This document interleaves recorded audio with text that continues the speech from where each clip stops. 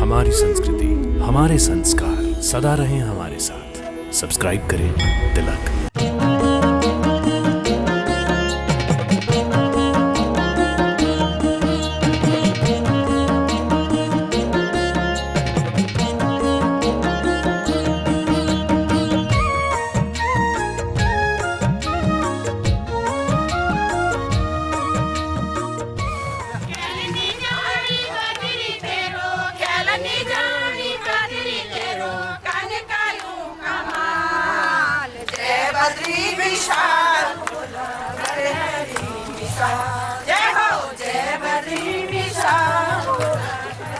भक्तों नमस्कार, प्रणाम और हार्दिक अभिनंदन। भक्तों, जैसा कि आप जानते हैं कि सनातन वैदिक धर्म में पंच बद्री, पंच केदार तथा पंच प्रयाग का बड़ा महत्व है।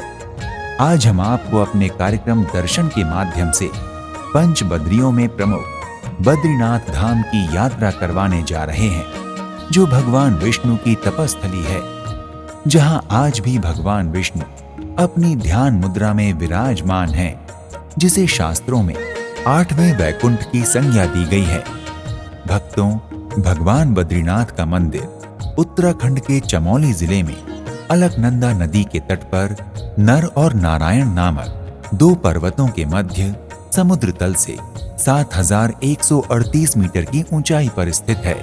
कहते हैं कि इस पवित्र स्थल पर भगवान विष्णु ने तप किया था।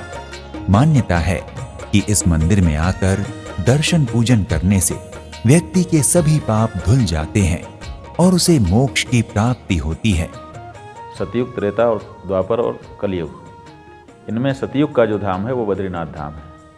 त्रेता का जो धाम है वो दक्षिण में सुदूर रामेश्वरम धाम है। द्वापर द्वारका का स्थान है और कलयुग जगन्नाथपुरी को माना जाता है। तो ये माना जाता है कि भगवान सवेरे यहाँ पर उठते हैं, प्रातः काल का कृत्य करते हैं, उसके बाद फिर पूजा अभिषेक के लिए वो चले जाते हैं रामेश्वरम। रामेश्वरम में पूजा अभिषेक करके फिर द्वारका आते हैं। द्वारका में आकर के राजकाज देखते हैं और उसके बाद फिर भोजन का समय हो जाता है, तो वो जगन्नाथ जी चले जाते हैं, वहाँ पर भोग स्वीकार करते हैं और भोग स्वीकार करके विश्राम में चले जाते हैं। ये उनका दैनिक कृत्य है आज भी। इस मंदिर के कपाट प्रतिवर्ष 6 महीने के लिए खुले और 6 महीने के लिए बंद रहते हैं। भक्तों, बद्रीनाथ मंदिर के कपाट बंद करने से पहले मंदिर के पुजारी गर्भगृह में भगवान की मूर्ति के सामने एक दीपक प्रज्वलित करके रख देते हैं। ये दीपक अक्षय तृतीया के दिन मंदिर खुलने तक अनवरत जलता रहता है। कहा जाता है कि मंदिर बंद होने के कालखंड अर्थात 6 महीने तक देवर्षि नारद भगवान विष्णु की सेवा पूजा का कार्य करते हैं। भक्तों, भगवान बद्रीनाथ मंदिर को प्रतिवर्ष वैदिक पंचांग के अनुसार वैशाख मास के शुक्ल पक्ष की अक्षय तृतीया के पावन दिवस पर बद्रीनाथ मंदिर को फूलों से सजाया जाता है।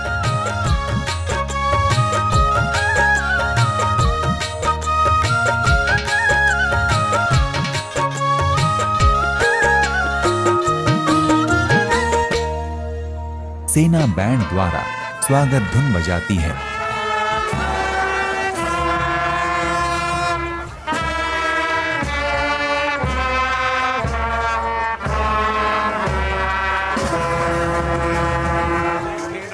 हेलीकॉप्टर से मंदिर परिसर पर पुष्प वर्षा की जाती है।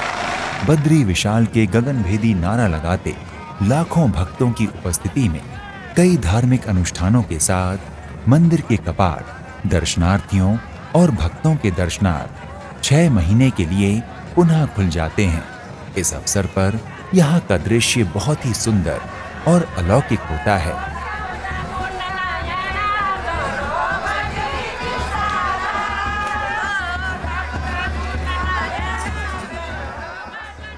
भक्तों, बद्रीनाथ मंदिर की सुरक्षा को ध्यान में रखते हुए यहाँ Indo Tibet border police ITBP की एक फौज के साथ साथ राज्य पुलिस की भी एक टुकड़ी तैनात रहती है। भक्तों, बद्रीनाथ की बर्फीली पहाड़ियों के बीच स्थित एक कुंड है जो तप्त कुंड के नाम से विश्व विख्यात है। मान्यता है कि इस स्थान पर भगवान विष्णु ने कठोर तपस्या की थी, जिसके फलस्वरूप आज भी इस कुंड का पानी हर मौसम में गर्म रहता है। इस कुंड में स्नान करने से शरीर के सभी चर्म रोगों से मुक्ति मिल जाती है। हाथ से छूने पर कुंड का जल बहुत अधिक गर्म लगता है, किंतु स्नान करते समय इसका तापमान सामान्य हो जाता है। माना जाता है कि नीलकंठ की पहाड़ियों से इस पानी का उद्गम है। मान्यता है कि इस तप्त कुंड में साक्षात सूर्य देव विराजते हैं, इसलिए उस कुंड में गर्म पानी रहता है। भक्तों, भगवान बद्रीनाथ के नाम से जुड़ी एक पौराणिक कथा है, जिसके अनुसार एक बार भगवान विष्णु योग मुद्रा में ध्यानस्थ थे। उस समय अत्यधिक हिमपात होने लगा। भगवान विष्णु हिम में पूर्ण रूप से ढक गए थे।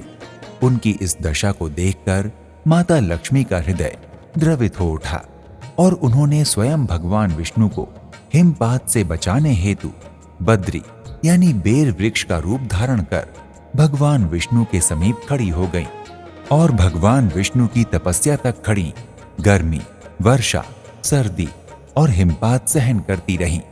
जब भगवान विष्णु ने नेत्र खोला तो माता लक्ष्मी को हिम से ढकी देखकर कहा कि हे लक्ष्मी, तुमने भी मेरे ही बराबर तप किया है, इसलिए आज से इस धाम में मुझे तुम्हारे नाम के साथ पूजा जाएगा।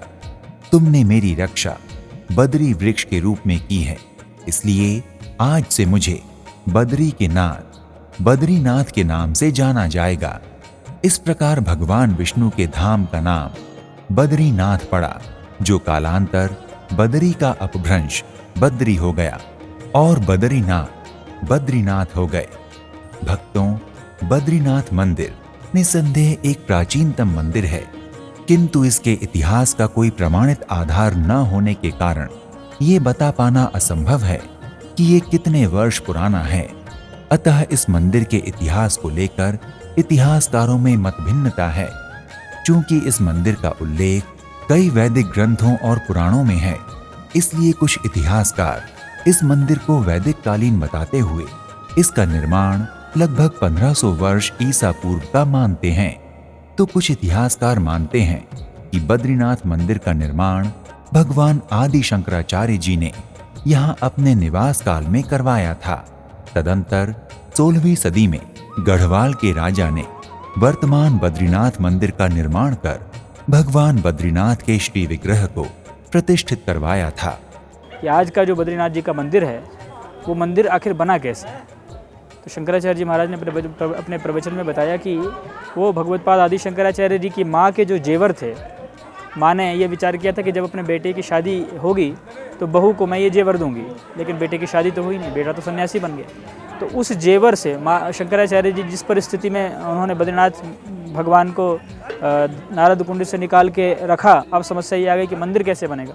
तो माँ ने जो धन संपत्ति रखी थी अपने बहू को देने के लिए, सोने चांदी जेवरात, उससे उस पैसे से उन्होंने मंदिर बनाया। वो मंदिर है। शंकराचार्य जी का योगदान केवल मूर्ति उठा करके रखने मात्र तक का ही नहीं है, मंदिर भी उन्होंने अपनी संपत्ति से बनाया। आज का वैभव यश अलग है, लेकिन जो आरंभ है वो शंकराचार्य जी ने किया। चाहे परंपरा आरंभ करने की बात हो, चाहे समृद्धि को विस्तार करने की बात हो, सब कुछ भगवत्पाद आदि शंकराचार्य जी ने किया। भक्तों, आदि शंकराचार्य ने बहुत ही कम उम्र में संन्यास लेकर संपूर्ण भारत दर्शन किया, भारतीयता को समझा। अपने ग्रंथों, रचनाओं और उद्बोधनों के माध्यम से तत्कालीन वैदिक हिंदू समाज में व्याप्त शैव, शाक्त और वैष्णव का पंथ भेद मिटाया और संपूर्ण हिंदू समाज को एकता के अटूट धागे में पिरोने का अथक प्रयास किया। आदि शंकराचार्य ने दक्षिण रामेश्वरम तमिलनाडु में श्रृंगेरी पीठ, पश्चिम द्वारिकापुरी गुजरात में शारदा पीठ, उत्तर बद्रीनाथ उत्तराखंड में ज्योतिष पीठ अर्थात जोशी मठ और पूर्व जगन्नाथपुरी उड़ीसा में गोवर्धन पीठ नाम से 4 अलग अलग शंकराचार्य मठों की स्थापना की। भक्तों, शंकराचार्य स्वामी स्वरूपानंद सरस्वती जी महाराज के ब्रह्मलीन होने के पश्चात ज्योतिष पीठ अर्थात जोशी मठ उत्तराखंड का शंकराचार्य स्वामी अविमुक्तेश्वरानंद को बनाया गया। स्वामी अविमुक्तेश्वरानंद का जन्म उत्तर प्रदेश के प्रतापगढ़ जिले के ब्राह्मणपुर गांव में 15 अगस्त 1969 ईस्वी को हुआ था। इनके पिता पंडित राम सुमेर पांडेय और माता श्रीमती अनारा देवी हैं। इनका मूल नाम उमाशंकर है। संयोगवश बालक उमाशंकर को प्राथमिक शिक्षा के बाद गुजरात जाने का अवसर मिला और धर्म सम्राट स्वामी करपात्री जी महाराज के शिष्य पूज्य ब्रह्मचारी श्री राम चैतन्य जी के सानिध्य और प्रेरणा से संस्कृत शिक्षा आरंभ हुई। बाद में पूज्य शारदा पीठाधीश्वर जगत गुरु शंकराचार्य जी का सानिध्य आशीर्वाद प्राप्त हुआ। स्वामी अविमुक्तेश्वरानंद जी को परम पूज्य स्वामी करपात्री जी का आशीर्वाद प्राप्त हुआ। कालांतर इन्हें पुरी पीठाधीश्वर पूज्यपाद स्वामी निरंजन देव तीर्थ और पूज्यपाद ज्योतिष पीठाधीश्वर पूज्यपाद स्वामी स्वरूपानंद सरस्वती जी महाराज की कृपा मिली।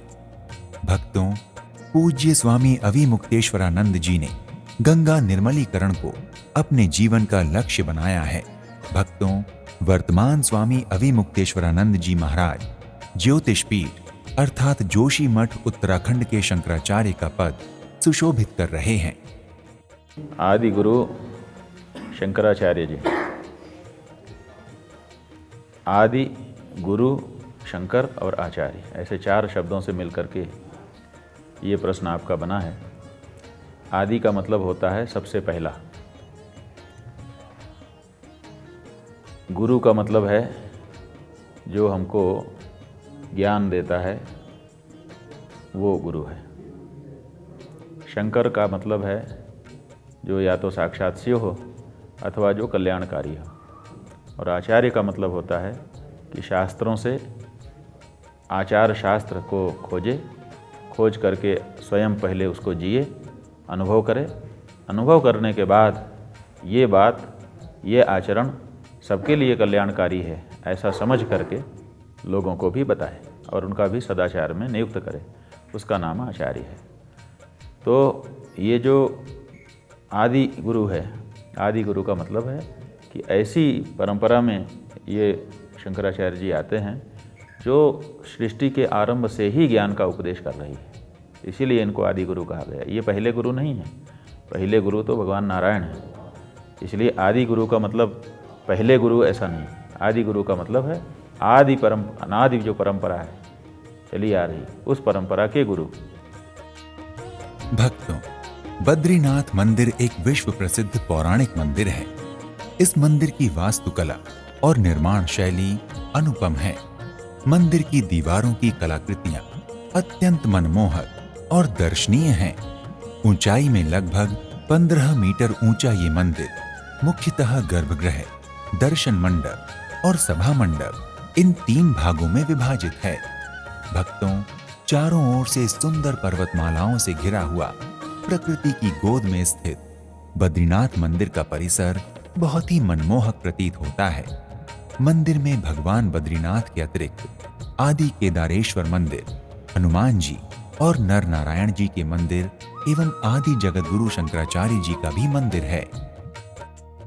भक्तों, बद्रीनाथ के बारे में एक कहावत प्रचलित है कि जो जाए बद्री वो ना आए उदरी, अर्थात जो व्यक्ति बद्रीनाथ के दर्शन कर लेता है उसे पुनः उदर यानी गर्भ में आकर दोबारा जन्म नहीं लेना पड़ता। शास्त्रों के अनुसार मनुष्य को जीवन में कम से कम 2 बार बद्रीनाथ की यात्रा अवश्य करनी चाहिए। ऐसा करने से जन्म मृत्यु से मुक्ति मिल जाती है। भक्तों, यूं तो 8वें वैकुंठ के नाम से प्रख्यात बद्रीनाथ धाम का सौंदर्य अहर्निश और 8 याम अनुपम और अद्वितीय रहता है, किंतु यहाँ का रात्रिकालीन सौंदर्य इतना अलौकिक और अप्रतिम होता है कि उसका केवल अनुभव किया जा सकता है, शब्दों में वर्णन नहीं किया जा सकता। भक्तों, बद्रीनाथ का मौसम लगभग पूरे वर्ष ठंडा रहता है। बरसात के मौसम में यहाँ भारी वर्षा और तापमान में गिरावट होती है। सर्दियों में भारी बर्फबारी के कारण तापमान -डिग्री तक पहुंचने से अत्यधिक ठंड पड़ती है।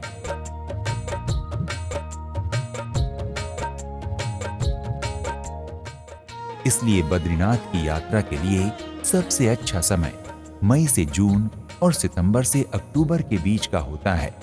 यहाँ की यात्रा करते समय आप अपने साथ गर्म कपड़े अवश्य लेकर जाएं। भक्तों, अगर आप बद्रीनाथ धाम और बद्रीनाथ मंदिर की यात्रा करने का विचार कर रहे हैं तो आप वायु, रेल या सड़क मार्ग में से किसी से भी यात्रा करके बद्रीनाथ मंदिर तक पहुंच सकते हैं। भक्तों, अगर आप बद्रीनाथ धाम हवाई जहाज से जाना चाहते हैं तो बद्रीनाथ का निकटतम हवाई अड्डा जॉली ग्रांट हवाई अड्डा है, जहां से बद्रीनाथ की दूरी 314 किलोमीटर है। दिल्ली से जॉली ग्रांट हवाई अड्डे के लिए नित्य उड़ानें हैं। हवाई अड्डे से बद्रीनाथ के लिए अच्छी सड़कें होने के कारण यात्री बस और टैक्सी उपलब्ध रहती हैं। भक्तों, अगर आप बद्रीनाथ की यात्रा रेल मार्ग से करना चाहते हैं तो बद्रीनाथ का निकटतम रेलवे स्टेशन ऋषिकेश है। ऋषिकेश रेलवे स्टेशन से बद्रीनाथ की दूरी 295 किलोमीटर है। ये रेलवे स्टेशन भारत के प्रमुख स्थलों के साथ भारतीय रेलवे नेटवर्क द्वारा अच्छी तरह से जुड़ा हुआ है। ऋषिकेश और बद्रीनाथ के बीच टैक्सी और यात्री बसों की सुविधा उपलब्ध है। भक्तों, अगर आप बद्रीनाथ धाम की यात्रा सड़क मार्ग से करना चाहते हैं तो ये स्थान सड़क यातायात से भली भांति पूरे भारत से जुड़ा हुआ है। भारत के किसी भी कोने से सड़क मार्ग द्वारा यात्रा करके बद्रीनाथ धाम बड़ी सहजता से पहुंचा जा सकता है। भक्तों, अगर आप बद्रीनाथ धाम पहुंचकर भगवान बद्रीनाथ के दर्शन पूजन के अभिलाषी हैं तो अपने बजट, क्षमता और सुविधा अनुसार यात्रा का शुभारंभ कीजिए। तो आज के इस एपिसोड में इतना ही। एक नए धाम की यात्रा में फिर मिलते हैं। नमस्कार, प्रणाम, इति शुभम।